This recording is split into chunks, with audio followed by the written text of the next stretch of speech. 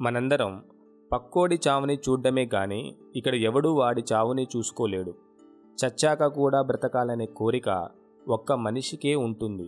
అందుకే ఇన్ని గుళ్ళు గోపురాలు కట్టి ఆ దేవుణ్ణి కాకా పట్టేది.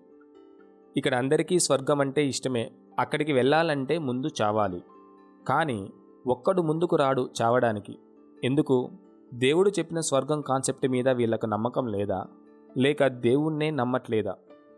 మే ఫ్లై అనే కీటకం లైఫ్ స్పాన్ జస్ట్ 24 అవర్స్. దాంతో పోల్చుకుంటే ఎన్నో వందల రెట్లు ఈ ప్రపంచాన్ని చూసింటావు. అయినా సంతృప్తి లేదు. నిన్ను చావమని చెప్పట్లేదు, చావంటే భయపడకు. ఇక్కడ చావు ఒక్కటే నిజం, మిగిలిన జీవితమంతా జగన్నాథ నాటకం. తల్లులందరూ నా పంచప్రాణాలు నా కొడుకే, కోడలు వచ్చి గద్దలా ఎగిరేసుకుపోయిందని రోజు ఒకటే నస. పెళ్ళాం పుట్టింటికెళ్ళి మా ఆయన నన్ను విడిచిపెట్టి ఒక్క పూట కూడా ఉండలేడమ్మా, మేము మేడ్ ఫర్ ఈచ్ అదర్ అని రిటర్న్ బస్ ఎక్కుద్ది. కానీ వీళ్ళెవరూ నీ చావులో తోడు రారు.